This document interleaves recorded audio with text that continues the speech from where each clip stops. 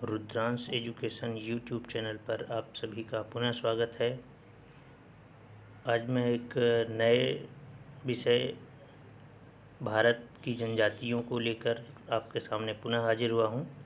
जनजातियों से अक्सर प्रश्न सीटेट में और सुपर टेट में पूछे जाते रहते हैं, अन्य प्रतियोगी परीक्षाओं में भी पूछा जाता है, तो आप इसको अच्छे से अध्ययन करेंगे। इनके प्रमुख बिंदुओं को हम लोग एक बार देखते हैं। तो भारत की जनजातियाँ वे जातियाँ हैं जिनकी मुख्य धारा के समाज से हटकर एक अलग पहचान होती है। जनजातियों के लिए हम आदिवासी, वनवासी, आटविक, गिरिजन शब्दों का प्रयोग करते हैं। जनजाति समूह के परिवार एक दूसरे से संबंधित होते हैं। जनजाति की विशेषताएं। जनजातियों में निम्न विशेषताएं पाई जाती हैं। इनके अपने देवी देवता होते हैं और अपने नियम और कर्मकांड होते हैं। ये ब्राह्मण समाज के कर्मकांड और नियमों को नहीं मानते हैं। इनकी अपनी भाषा, संगीत, चित्रकारी आदि जैसे सांस्कृतिक परंपराएं होती हैं। इनके अपने मुखिया होते हैं। इनका अपने निवास स्थान के पास के संसाधनों, जंगल, भूमि, जल, चरागाह आदि पर सामूहिक नियंत्रण होता है, जिसका बंटवारा वे अपने द्वारा बनाए गए नियमों के से करते हैं। इनमें अमीर गरीब का कोई खास भेद नहीं होता है।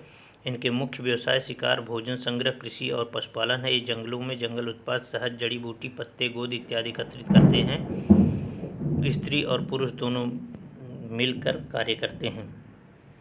जनजातियों का इतिहास। भारत में जनजातियाँ आदि काल से रहते हैं। इनका उल्लेख हमें रामायण और महाभारत में भी मिलता है। रामायण के रचयिता महर्षि वाल्मीकि भील जनजाति से संबंधित थे।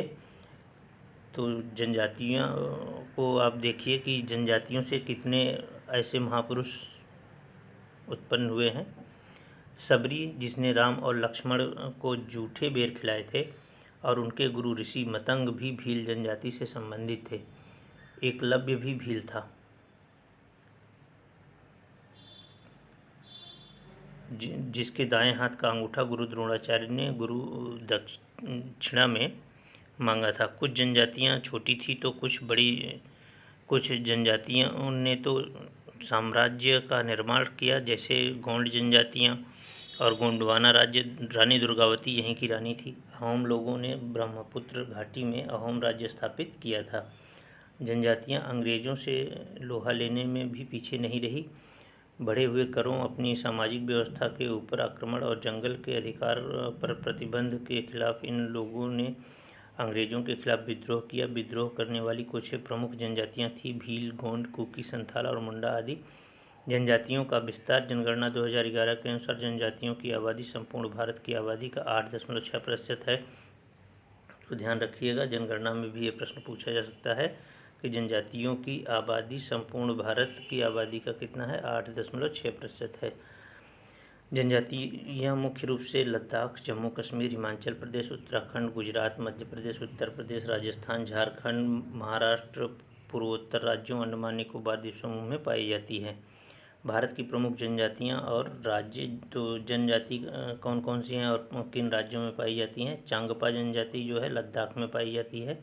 गद्दी हिमाचल प्रदेश में। भक्करवाल जो है जम्मू कश्मीर में। थारू, तो थारू जनजाति ध्यान रखिएगा, थारू अक्सर प्रश्न पूछा जाता है। थारू जनजाति जो है उत्तराखंड, उत्तर प्रदेश में है। खरवार जो है उत्तर प्रदेश में है।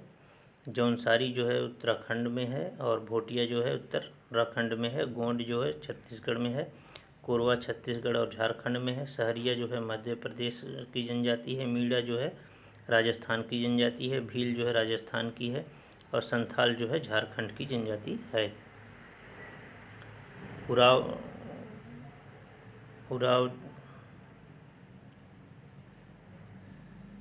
झारखंड, मुंडा झारखंड, खोंड ओडिशा, नागालैंड, मणिपुर, अरुणाचल प्रदेश।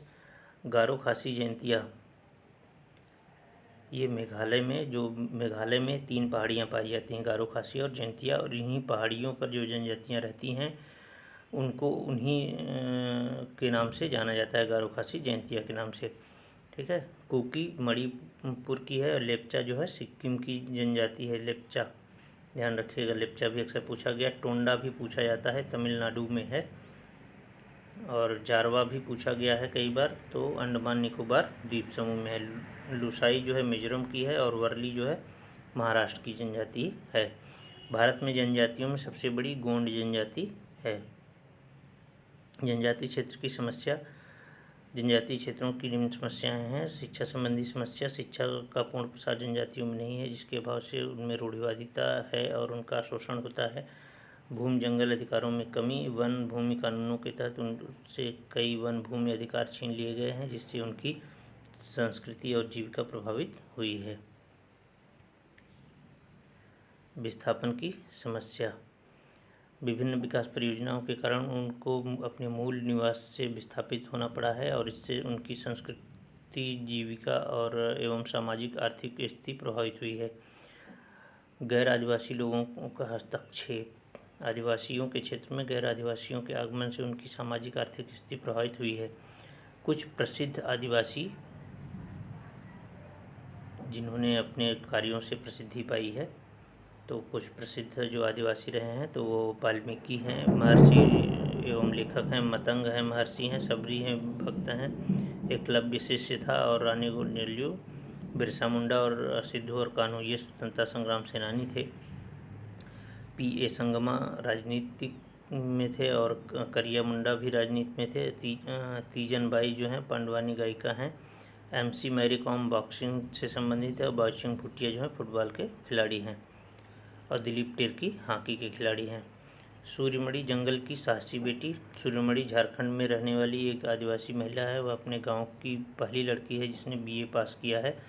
इसके गांव के लोग कुड़ुक भाषा बोलते हैं। उनका जीवन पूरी तरह से जंगल पर निर्भर करता है। सूर्यमणि का कहना है कि अगर जंगल नहीं बचेंगे तो वे लोग भी नहीं बचेंगे, क्योंकि आदिवासियों की ज़िंदगी जंगल से जुड़ी हुई है और ये लोग जंगल से उत्पाद जैसे जड़ी बूटी इकट्ठा करके बाज़ार में बेचते हैं, पेड़ों से गिरे हुए पत्तों से पत्तल बनाते हैं और जंगल इन सभी के लिए साझा बैंक है, क्योंकि जंगल पर सभी का हक है। ये लोग जंगल से उतना ही लेते हैं जितनी उनको ज़रूरत होती है। ये लोग जंगल को नुकसान नहीं पहुंचाते हैं। जब बाहर के आदमियों ने इनके जंगलों के ऊपर कब्जा किया तब इन लोगों को जंगल के अधिकार छिन गए।